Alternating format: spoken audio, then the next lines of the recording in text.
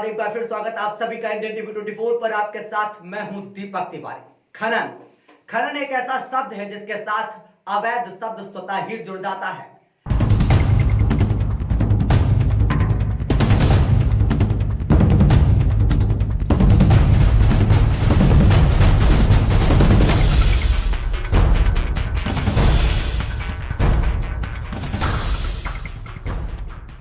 इसके पीछे की वजह यह है कि सपा और बसपा शासनकाल में जिस तरह लोगों ने इससे अरबों रुपए की काली कमाई कर सरकारी धन का दुरुपयोग कर इसका बंदर बांट किया, जो लंबे समय तक अखबार की सुर्खियों में भी रही। सरकार तो बदली पर इस काले कारोबार पर अंकुश नहीं लग पाया। खनन के खलनायक समय समय पर धरती का सीना चीरते रहे, समय समय पर अवैध खनन का जिन अपना सर उठाता रहा। इसी को लेकर पेश है हमारी खास पेशकश। हम बात कर रहे हैं इस वक्त यूपी की राजधानी लखनऊ की, उस सूबे की राजधानी लखनऊ के जहां पर सूबे के आकाश खुद बैठते हैं। हम आपको बता दें कि यही काला कारोबार था जिसमें कि सपा शासनकाल में मंत्री गायत्री प्रसाद प्रजापति को जेल तक जाना पड़ गया था। लेकिन इसके बावजूद अगर हम बात कर लें, धीरे धीरे कर वक्त गुजरा, आहिस्ता आहिस्ता समय गुजरा, लेकिन अवैध खनन का जिन्न जो है वो समय समय पर सिर उठाता ही रहा। उत्तर प्रदेश में भाजपा सरकार ने इस पर काबू पाने की कोशिशें भी की, लेकिन विभागीय अधिकारी, पुलिस, परिवहन और माफिया का गठजोड़ एक बार फिर से सिर उठाने लगा है, जिसकी झलक यूपी की राजधानी लखनऊ में देखने को मिल रही है। सरकार की आंखों में धूल झोंककर अवैध खनन परिवहन एक बार फिर धड़ल्ले से शुरू हो गया है।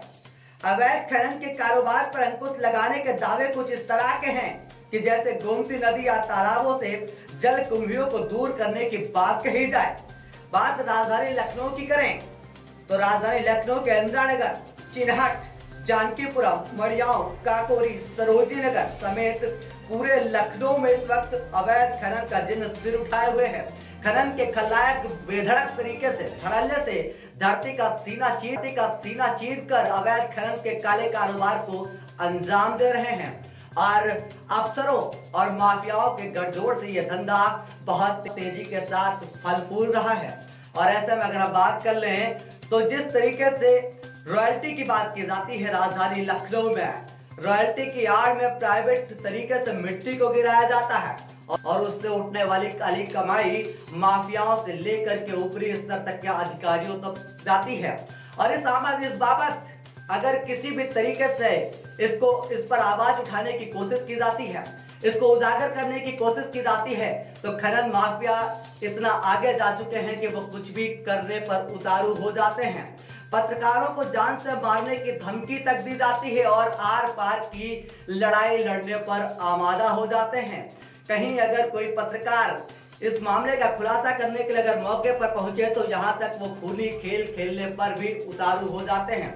और ऐसे में बड़ा सवाल है कि जिस तरीके से प्रशासनिक अमला शांत बैठा हुआ है, संबंधित जिम्मेदारों की मौन स्वीकृति और लचल कार्यशैली अगर इसी तरीके से बनी रही तो संभवतः राजधानी लखनऊ में कुछ दिन के बाद सिर्फ और सिर्फ तालाबनुमा गड्ढे ही दिखाई पड़ेंगे। और ऐसे में बड़ा सवाल ये खड़ा होता है कि आखिर इन माफियाओं पर अंकुश कैसे लग सकेगा, इस काले कारोबार पर अंकुश कैसे लग सकेगा, ये अपने आप में एक बड़ा सवाल खड़ा हो रहा है। इंडियन टीवी 24 के लिए न्यूज रूम की रिपोर्ट।